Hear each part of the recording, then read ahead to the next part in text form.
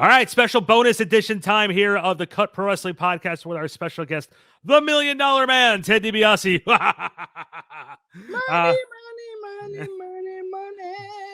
I am Randy Zellea with BackSportsPage.com. With me is my angry friend, the angry one, Jose Padillia, Angry15 on Twitter. Send all your hate tweets to him. He loves to hate. He's motivated by hate. He takes that hate and turns it to Thanos. It's amazing.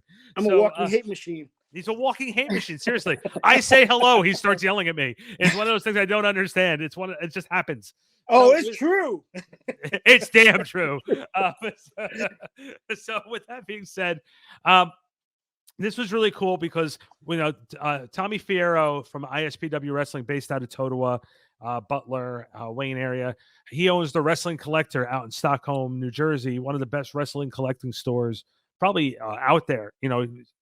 He's hosting 80s Wrestling Con out in Morristown this upcoming weekend, the weekend of the 7th. And you're going to have Demolition, the $1 Million Man, Ted DiBiase, Jesse the Body Ventura is stepping back into the wrestling world. So this is really cool. And I encourage everyone to go to 80swrestling.com to check this out so you don't miss out on seeing some of your favorite stars from the 80s and the 90s and be able to just talk wrestling with them. It's really crazy and it's really cool that Tommy's able to put this together. I was telling Ted during the interview, and you'll listen and you'll hear me say to him that, like, he made me cry when he put Jake the Snake Roberts on the shelf. I didn't know that Jake already had a pre-existing injury. That was the way how you write him off TV back in the day.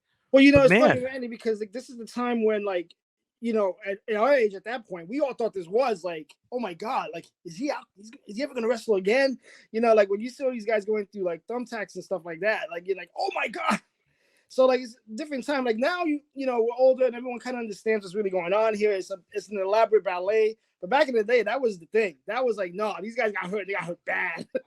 Oh, and now, so let's really quickly, I'm going to go down the roster of everyone who's going to be there, and you can tell all the memories of people who are going to be. You're going to have Wildfire Tommy Rich.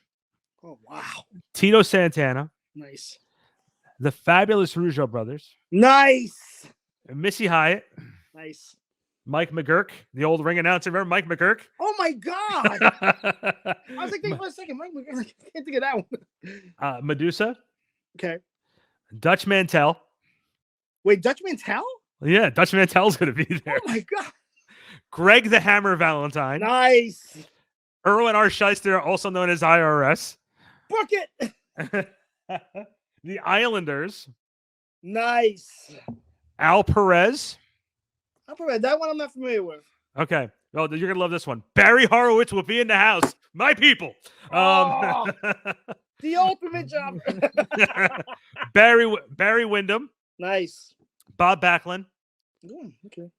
As Conrad Thompson would say, Brutus, the Barber Beefcake. Oh, God. Bushwhacker Luke. Nice. Cowboy Bob Orton. In my opinion, one of my favorite tag teams that should be in the Hall of Fame right now, Axe and Smash of Demolition. The fact that they're not is criminal at this point. I agree with you. Jake the Snake Roberts. Nice. Jesse the Body Ventura. That's a good one. JJ Dillon. Oh, wow. That's great. Coco Beware. Nice. With the bird. With the bird. Bird. The Doctor of Style, Slick. Oh, no way. I love it. As we discussed, the $1 Million Man, Ted DiBiase, will be joining us in a minute. Tom Brandy, also known as Salvatore Sincere. No way. Are you serious? Yes. Oh, God. The Brooklyn Brawler, Steve Lombardi.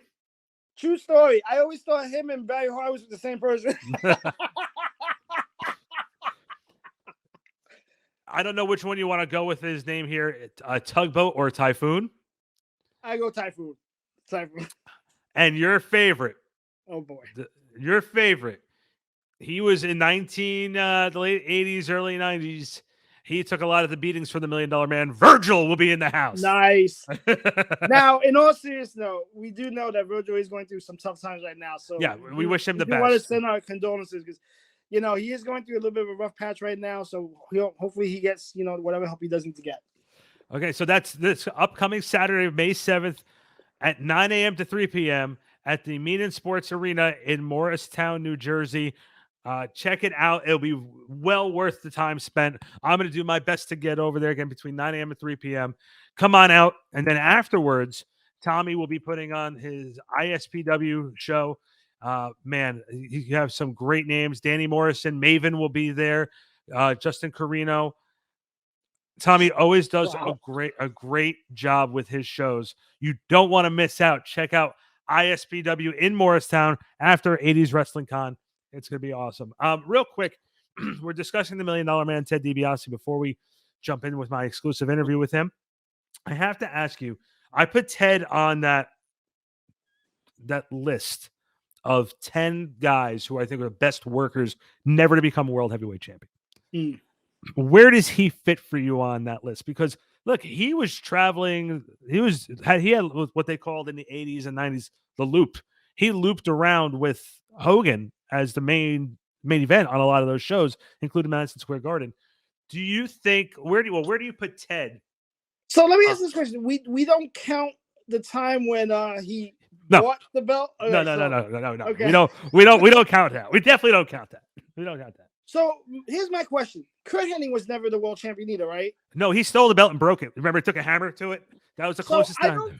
I don't think I wouldn't put him above Kurt Hennig, but he's maybe a notch, like maybe he's like a spot or two below Hennig. So depending on where you put Hennig, I would put Ted DiBiase like a little under that, but not by much. Maybe like a spot or two. I have Ted, I think 3 or 4 on that list. Where do you have Hennig? Do you agree with my assessment? I do. I have Hennig at 3.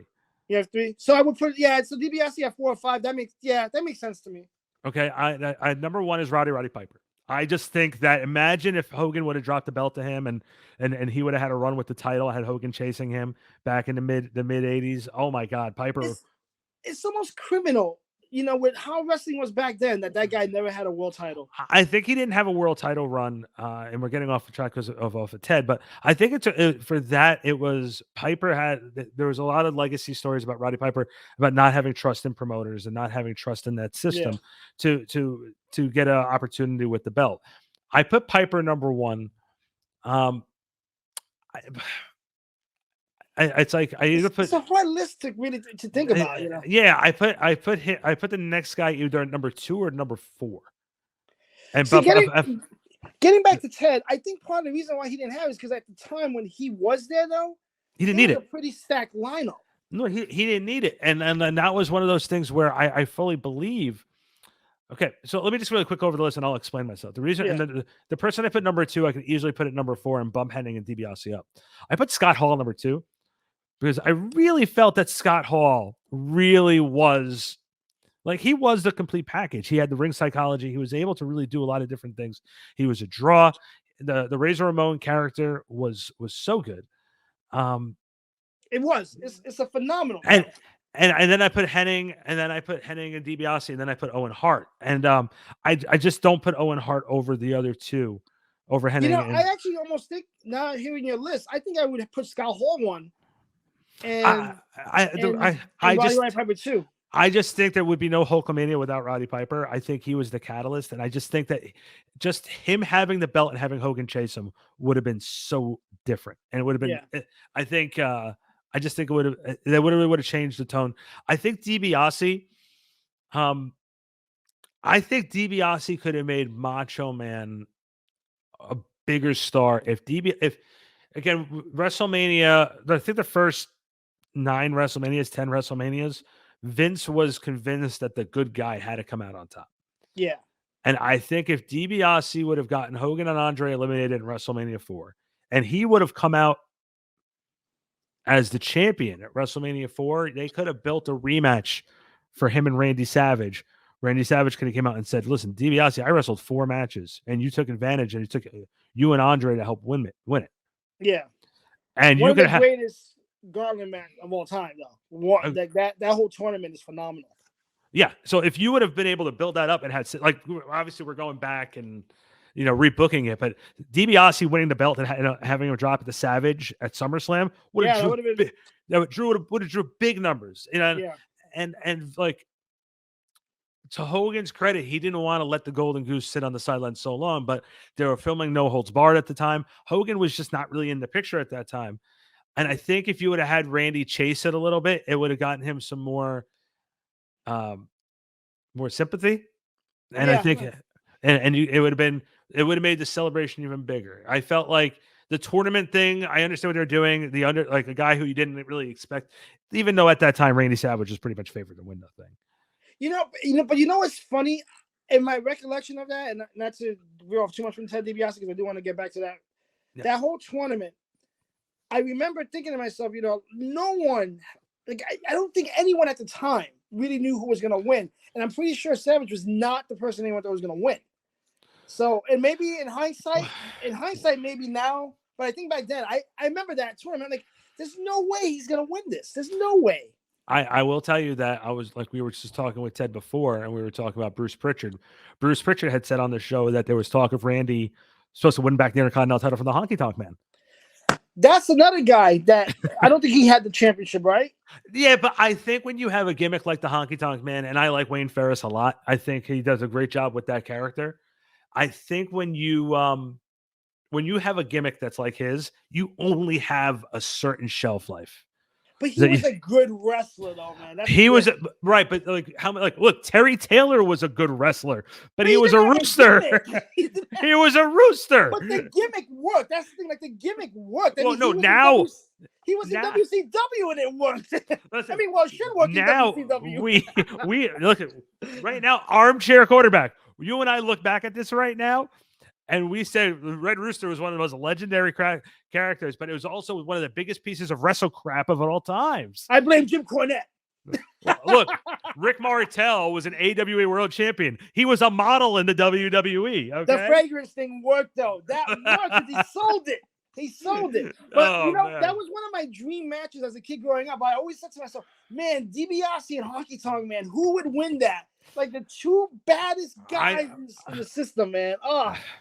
Look, I will say that Ted and I had the opportunity, and you guys are going to love this interview. We discussed he had a Coliseum video match, and I'm sure it's on the network now, with Bret Hart, and he said that was one of the biggest things he would have loved to have. And I said to him, I also remember that in Survivor Series when you introduced The Undertaker, that match was you and Bret at the end. And he was just he's flabbergasted that I remembered that. One of my favorite things about wrestling back then too, though, is that I love how in that day, those guys were the wrestlers.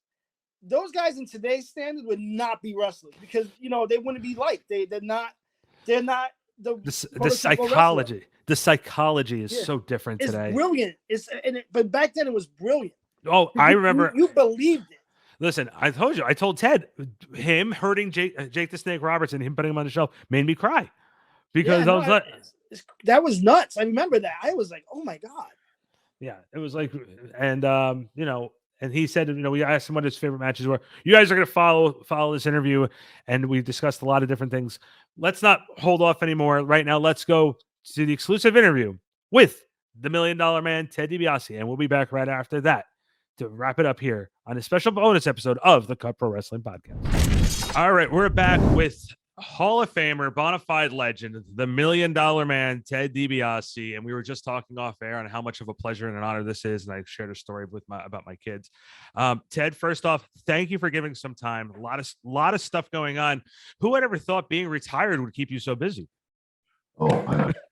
I know. It's like I was, I go. Well, number one, in terms of what I do most of the time now. When people say that, well, Ted, haven't you retired? And I said, I've never read that word in the Bible. There's nowhere in the Bible where I'm told, pack it in. So, and I obviously I don't go out as often as I used to in terms of the ministry, but that I'm still actively available for ministry events. I do a lot of men-specific events, based on the, just the issues that I faced, or the issues that most men face in life. So, and it's funny too. You had been one of the people who really gotten started as far as I say intertwining the wrestling with ministry. I know back in the early 2000s, there was a lot of different events that you did with Sean and Sting. Can you talk about on how you were able to sort of mix the two of your passions together like that? Well, it's funny. I wish I could say it was an original idea, but there was a pastor of a church out in Phoenix, Pastor Tommy Barnett, Phoenix First Assembly of God Church. And because I started going to it's called Athletes International Ministries, this guy has out there, and he would bring athletes in every year, for this ministry weekend. And I just started going to it annually. That's how I met the pastor of the church and got involved. And it was just, that was where it began for me. If you know what I'm saying. Yeah. The heart for people and Tommy Barnett, he had a bunch of wrestlers start coming to his church. Other guys, I had Sting came out, and guys got saved. The Road Warriors, Hawk and Animal, and so I had a lot of guys. And what he did an event, and he used wrestling as the theme for his presentation. And it just hit me. I said, wow, I could go out and put on a wrestling event and then segue it into a gospel presentation. And that's basically what we started doing. Now it kind of has died out because number one, this is back when I was, I had just stopped wrestling, but all my buddies were still wrestling. I could say, hey, Road Warriors come and be the main event for this, whatever. And all of those guys, both, unfortunately, those two guys are gone, and there's some guys around. But I started doing events at churches, and I would we would put on a wrestling show, and in the opening match, I would just present myself, just interrupt the match, music, here I come, the $1 Million Man, and offer this guy. I said, kid, I could take you to the moon, make you a lot of money. I have all the connections to get you to the top. I mean, you show a lot of promise, type of thing. And he said, it's like, I'd like to buy your contract, so he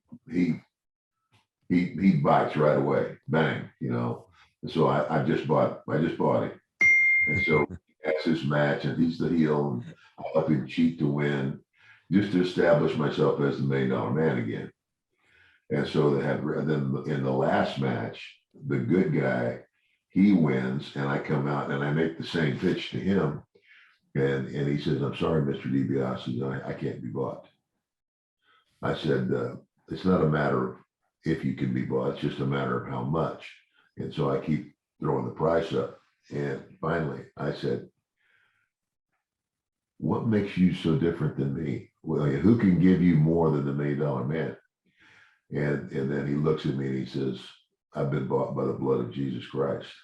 And bang, there's and then I come out of character and shake his hand and take the microphone, and everybody clears the ring, and I present the gospel right there through my story, in the ring. And oh my gosh, we saw a lot of people. I would have them come down to the ring, that would, like once I gave the invitation, and we've had hundreds of people. It's God used it powerfully, and I would like to start doing it again, maybe with some younger guys. I just, I have one guy out in Charlotte, North Carolina, George South, who has a wrestling school and very strong in his faith. And he hauled his ring all over the country for me to put on these events. And the beautiful thing is when you have people who believe in a cause just like you do, there's nothing more powerful than that. And I think that's and that shows a lot on also how much respect a lot of people had for you. to put a lot of trust in you for it. So that's amazing. I want to segue a little bit with Tommy Fierro, because I know you've known Tommy for a long time. I've known Tommy for a long time, and next week you have 80s Wrestling Con, and is this more of like a family reunion for you? Like when you guys all get together? I saw pictures from the previous one before COVID, and it seemed like everybody was together having a good time. Is it like a family reunion? Well, it looks like it's kind of turned into one, But no, again, as always, Tommy's a great guy. I'm looking forward to being with him again. It's funny because you, man, I if I tried to ever talk like wrestling moments with you, it's almost like a greatest hits list of great wrestling moments. Um, how does it feel at this point of your life to have your body of work hold up and have fans come to you and just say, we love this moment, we love that moment? How does that feel knowing that your body of work of what you were able to put together, because it's not like what it was, it's not like what it is today. You guys, like Vince gave you sort of like the opportunity to be on television and you guys had to make the best of it. So what was that like to still have that recognition today by today's audience? Well, I've said this. I mean, wrestling fans are the best. They're, once they're a fan, and they pour their hearts into it. And I tell myself, if it weren't for fans, I wouldn't have had a career. If there wasn't anybody out there watching, and so I'm grateful for that. And it's very, it makes me feel very good that I'm actually really, in some ways, though, surprised about. Well, it's okay when adult men come and get their things signed, but realizing that this was like the late '80s and early '90s. It's like 30, almost 40 years ago. And you're going, okay.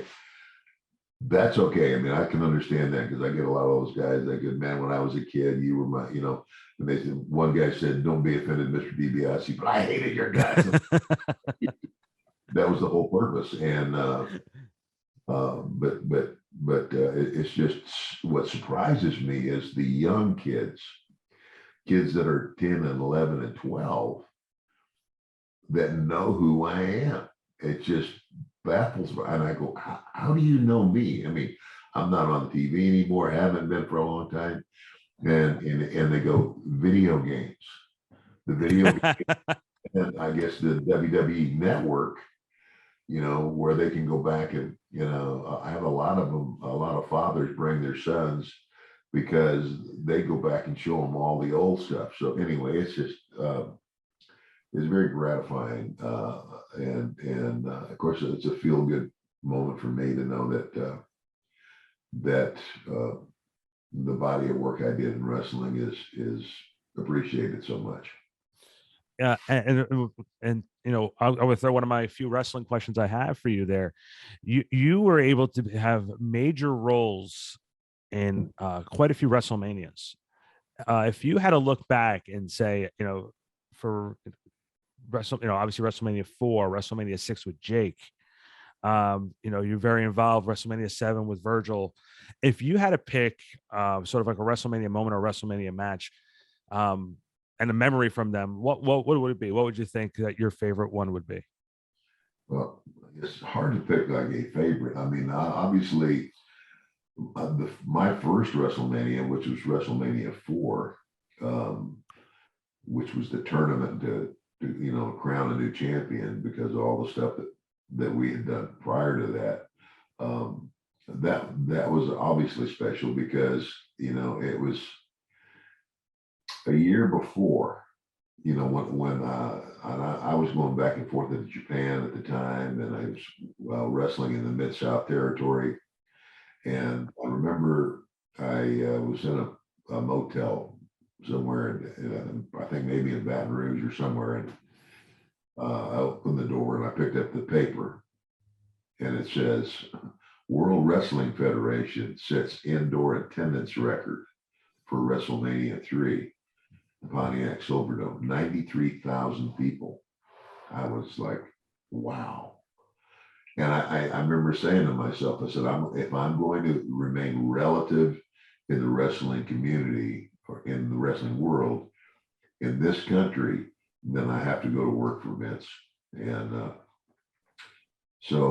but again, at this time, I had this enormous deal. I mean, wonderful deal with All Japan Pro Wrestling. I mean, if I had just done that, I'd have been fine. And the way that all came about, I had gone to Japan, annually, once a year. But Stan Hansen, a guy named Bruiser Brody, they tag team partners in Japan, and then one of the hottest tickets they had. And then Brody jumped and left All Japan and went to New Japan. So Stan Hansen needed a new partner, and came and asked me if I wanted the job. And I said, absolutely. So I was already sitting good anyway. So I'm very good friends with Bruce Prichard. Bruce, he used to work with Paul Bosch down in Houston. He's from Houston. And anyway, we were having a conversation at one of the shows, and I said, I'm fixing to go back to Japan. And he says, well, I'm fixing to go to New York and try to get a job. And I said, really? And I said, well, throw my name out, because I've been up there before and they know me. And so I go to Japan, and I'm there about a week, and I come in the hotel, and there's a message for me. It says, call Bruce Prichard ASAP. I said, wow, okay. So I called Bruce, and he said, two things have happened, Ted. He says, when you come back, to the United States, Bill Watts will not be your boss at Mid-South. I said, what? He said, he sold it to Jimmy Crockett. Wow. Okay. And he says, and number two, he said, Vince McMahon is extremely interested in you. So whatever you do not sign a contract with Jimmy Crockett until you have an opportunity to talk to Vince McMahon. And the rest is history. It's just. Yeah, and Bruce, I had met Bruce one time, and I listened to his podcast, and I listened to the episode he did on you, and Bruce gushes over you and says nothing but amazing things about you. And I love that episode that they did on you. Did you happen to listen to the episode that Bruce the focus on? No, I didn't, but I've had other people tell me about it. Yeah. And yeah, Bruce, and Bruce was with me. You remember the first vignettes that I did? Before the people ever saw me in the arena for, several weeks. I kicked the kids out of the swimming pool, and I kicked the honeymoon couple out of the honeymoon suite, bought my way to the front of the line and a busy restaurant, all this stuff. Well, Bruce was with me. He was with me, and he actually, helped produce those vignettes. So we go back way back. I thought your character on television, there was only one time as a kid, I was 9 years old, and you made me cry. You made me cry one time. I'm being 100% honest, because the way they played the story out, it was your feud with Jake the Snake Roberts. Oh yeah. And I knew that, now looking back at it, Jake had needed the time off to heal an injury, but they presented it on TV like you put him out of action. And I'm sitting there, I'm like, you can't do that to Jake. You can't do that to Jake. And so, like, when he came back and you guys worked all the way through WrestleMania 6, it was such a great story. I was so enthralled with it. And I think, you had the ability as a heel to be able to tell a story, not just in the ring, but keep the story going for almost a year. The first time I ever been to a wrestling match, you fought Jimmy Superfly Snuka at SummerSlam 89. That was the first time I ever seen live wrestling. So, being able to keep a story like that going for almost a full year, you don't see that. You don't see that anymore. Maybe it's because the attention span. Well, but, and you're right. That's the other thing, is that it used to be that we would have a run, we called it, with a certain individual, whatever that run was in terms of, but it would start with something and then it built up to a big blow off match. So it was almost like a soap opera. Every week you add something to the story. But I'm glad you said that because, to answer one of your questions, Jake Roberts, WrestleMania 6 was one of my favorite WrestleManias because Jake and I have known each other from the beginning. I mean, his dad, I started in Mid-South and I spent the better part of the first 12 years of my wrestling career in Mid-South. I mean, I went to Georgia, I went to Kansas City for a little while, I went back to Amarillo for a little while, but Bill Watts, had a great territory, and I learned a lot about the psychology of this industry, from him, and it's just, he was great, but again, I'm just grateful. I saw that, and like you worked with some of the greats. Obviously, you worked with Hulk, you worked with Roddy, you worked with a lot of greats, and not a lot of people have the opportunity to say that they main evented Madison Square Garden with Hulk Hogan, and you got to work with and team with Andre. What was that like, knowing that, like you said, you came from Japan? Bruce says don't sign anything, and about a year later, you're the headline guy with the company's biggest draw. And that's the other thing. You just I mean, I look back at that and I go, one day I pick up, and again, I wasn't worried about anything. I mean, I knew wrestling was changing, and that Vince was trying to take over the country more or less, but I still had Japan and all that. But when I think about the fact that I looked at that and realized, oh my God, I mean, a world indoor attendance record set by the wrestling industry, is remarkable. And my thinking about that and thinking, wow, if I'm going to have to stay relative, not realizing that the very next WrestleMania, I would be the headliner. Yeah, it's mind blowing. It had to be mind blowing for you. But again, the only person who knows this would be obviously you and Randy, but having that feeling in that moment, knowing that you guys and there was talk with it being in Atlantic City in the Trump Plaza that it's may not have been geared towards the hardcore wrestling fans, but they were certainly there. But seeing like people like Donald Trump and Robin Leach and Vanna White, was that surreal that you're like, oh my God, like look at all these people that are like, right here, this picture on my wall, that's Donald Trump, and I can't remember that wife and me and Virgil at WrestleMania 4. Yeah, that's that to me was one of the I think one of the best WrestleManias, because it was the tournament was different, and I think different is good. Sometimes when you have the traditional thing. I want to, before we wrap up, I just wanted to go back to 80s Wrestling Con for next week. Tommy does a great job with these conventions, and we discussed how amazing for you it is that you have wrestling fans, old and young, come and meet you and talk with you. Has anyone ever shown you some like memorabilia or merchandise of yourself that you had no idea that was even out there? Oh yeah. Yeah. It's I can't remember right now off the top of my head, but it's like, I'm signing this thing and I go, I didn't even know this existed, every now and then, like a shirt design or something that the company puts out that I haven't seen, every now and then that happens, but by and large, and I try to, I think I've got replicas.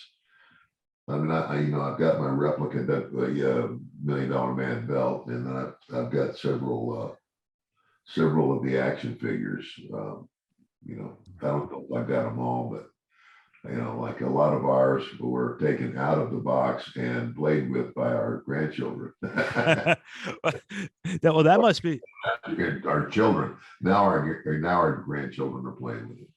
Well, that must be like, I'd love to hear that. I remember talking with Tommy Dreamer, and I said to Tommy, I said, and I said, ask Booker T the same question. What was like to have your own action figures and have the kids? They're like, Tommy's like, my kids call them daddy dolls. And so he was like, Yeah, it was, that's what my son, my son called it his daddy doll, and what, not the little action figures, but remember the pillow? yeah, the wrestling buddies, Buddies, yeah, my son carried that under his arm and called it his daddy doll. So that's yeah, amazing. that was surreal. I mean, to answer your question, the first time that I ever walked into a store and saw a display in the toy section of all these figures, and there I am. I was like, I never thought in a million years, there would be any kind of a toy made in my likeness. And now I've got a couple of them over on the shelf there, but what they call Funko Pops, Mm-hmm. and those things just, wow. I mean, gosh, I can't tell you how many of those I've signed for fans. They're just a hot item. My son has 2 of them. So hopefully we can make it down next week to see, and we'll get them signed. I can shake your hand in person. Awesome. My last question for you, because I can always tell you what my favorite matches of you were, but I always like to hear from the talent what their favorite matches were. If someone says to you, Ted, pick 1 or 2 matches that we should watch that you feel defined your career, what do you think it would be?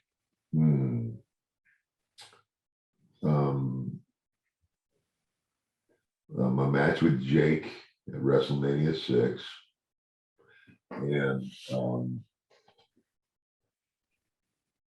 I don't know if it was, I think it was recorded for Coliseum Video, but I had Bret Hart and I had a great match in that was in Odessa, Texas. I remember because it was a TV shoot, but the match was not for the television show. That there was like an extra, and they call them Coliseum Video or something. It was, but if anybody could look up that match, and what was really funny about it was a 20-minute, what we call Broadway, to 20 minutes to a draw. And when we came out of the ring and got back in the back, Pat Patterson had watched the match, and he went, "Wow." He said, "You guys have been working a lot together." And we looked at each other and smiled. And I said, "Pat, that's the first time we ever." and what that should, what says to me is that our psychology of the wrestling business, Bret Hart's, mine, guys from that generation, and we're pretty much the last generation that learned the wrestling trade the old school way. And that's just, you're taught the basic fundamentals of how to protect yourself and how do you fall, what have you. But you get in the ring and have a match. Then it's like, but usually the guy, if you're a beginner, the other guy in the ring leads you, and it's almost a lost art, because what you discover as you have those matches and that's the thing, it's in front of a live crowd. You learn to read the crowd, and you learn to feel, what they like, what they don't like. And it's like, if, I tell guys all the time, I said, if you map out a match and you're going to stick to this, pre-rehearsed thing, I said, what happens if they don't respond the way you expect them to? Then what do? Do you keep going the way you're going, or no, you have to be able to think on your feet and shift gears and go a different way. And that's one of the things I think that's missing in the industry today, because too many, it's just to lay the whole match out. I never did that. No, and it's funny you just said that too, because you mentioned working with Bret Hart for that, I guess for a Coliseum video match. I also remember that the match that The Undertaker debuted in that Survivor Series, the final two in the match was you and Bret. And I remember you guys maybe had like 5 or 6 minutes together, and you guys tore the house down for the ending of that match. This is me just being the wrestling encyclopedia that I am. I just remember little things like that. Thank you, because there's another time that I was in the ring with good. I wish I'd have had the opportunity to do a program, do what I would have liked to have done with Brett, what I did with Jake. That would have been great, because you had to put the focus on the Intercontinental title. And also would have loved to seen you work with Shawn. That would have been fun too. But I had one of Shawn's first matches. He came to TV for Bill Watts, and I remember he was just shy and quiet, but I went out and I had a match with him. Now I was one of the top heels in Mid-South, and I have the match with this kid, and it's like most people call the squash match, where you're just gonna. But what I did was my philosophy was always, if I just go out and totally dominate somebody, who'd I beat? But if I give that wrestler, if I give him something, like, in other words, it's kind of like if I show the people that he's good, and then he could outsmart me a couple of times, and then but make him look good, then put the hammer down. Anyway, I did that with Shawn, and he told me later, he said, I never forgot it. He said, I learned a lot from that. And anyway, he went on to be one of the best too. I want to leave you with one final funny thought. I told you before about my boys, my 11 and my 8-year-old, how much they love wrestling. And I told them I was speaking with you today. And they always ask when they see you on TV, he says, does he really have all that money? and I always say to them, I said, if you meet him, you can ask him. And I said, so the $1 Million Man is a character on television. So it's like no, I'm not a multi-millionaire, and it's kind of like I gave my life and my heart to Jesus Christ, and I continue to go and share the gospel. I tell everybody, they said, are you really a millionaire? I said, no. I said, but my daddy owns the cattle on 1,000 hills. My daddy, meaning my Lord and Savior. It's like I'm rich, but not necessarily like everybody sees rich. Yeah, and that's a perfect way. And the last thing I want to do is I want to plug. Let's do some plugs. I know that you're on Cameo, and I'm pretty sure you love doing these cameos for people. So let's, and you're also on social media. Let's let everybody know where they can find you. Yeah, well, I'm definitely on Cameo. I'm on Twitter. I mean, if you went on Twitter and just wrote my name, I think it'll take you to it. I think it's in DM. I Ted Dibiase, and I think I've got I'm on Facebook, and I think I like a wrestling page. But if you go on there, you can find me, and always appreciate hearing from the fans, and but I mean, there've been a lot of fans that go on there and they'll ask you a question or something, but I want to apologize right now because the volume is just, I would spend all day answering questions from wrestling fans, and I just don't have time to do that. So, but I appreciate, if it weren't for fans, I wouldn't have had a job. Well, and wrestling fans are very loyal, and I appreciate you guys very, very, very much. Well, Ted, hold on one second, and thank you so much for your time today. All right, that was the $1 Million Man, Ted Dibiase, joining us here on the Cut Pro Wrestling Podcast. And don't forget, 80s Wrestling Con live at the Mean Sports Arena in Morristown, New Jersey, Saturday, May 7th, 2022, from 9 a.m. to 3 p.m. And partial proceeds go to Connor's Cure. It was a part that I left out before. Partial proceeds do go to Connor's Cure. So go on down. It's for a great cause. And also go back and see some of the stars from yesteryear and enjoy it with your family and your friends. So, Jose, a lot of stuff to unpack with this interview with the $1 Million Man. One of the things that I love talking to some of the legends about when I do get them on the show is what the mindset was back then. And he talking about like WrestleMania 4, and he has the picture in the background there of him and Donald Trump. And it, it was such a different time. And I think that's what's so great about it. And I think that's also one of the reasons why wrestling fans clamor to the Attitude Era. They clamor to the Hogan era, to the Rock and Wrestling era. And if you look back at, the network, that's the stuff that people love so much. And there's nothing wrong with that. I love how people always say this isn't the Attitude Era anymore. But why should people be upset if it was the Attitude Era anymore? That's the part I've always had a hard time with. And to be fair, and I always bust your chops about this too, because I always feel like stop living in the past, and it's done. Like Michael Strahan famously said, the past is the effing past. Let it go. But I do agree, and I do understand the whole concept of that, because let's be honest, wrestling back then was better. Like now, like there's no nuance. Everything is like, it is what it is.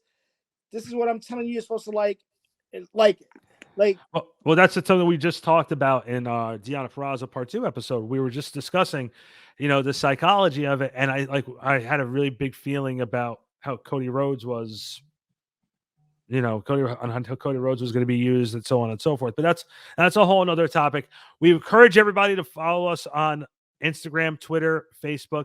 Follow Jose, Angry Jose 15 on Twitter. I'm at Randy BSP. Follow the Cut Pro Wrestling Podcast on all of our platforms. iTunes, Spotify. We're pretty much everywhere. We're like a bad disease. We're sort of like just follow you wherever you go. I have nothing for that. I want that one back. I want to subscribe on all of our platforms. Leave us a review. Let us know you like what we're doing, or hate us. One or the other two. Just let us know you're there. We really appreciate it. For Jose Padillia, I'm Randy Zellea for the Cut Pro Wrestling Podcast bonus edition with the $1 Million Man, Ted Dibiase.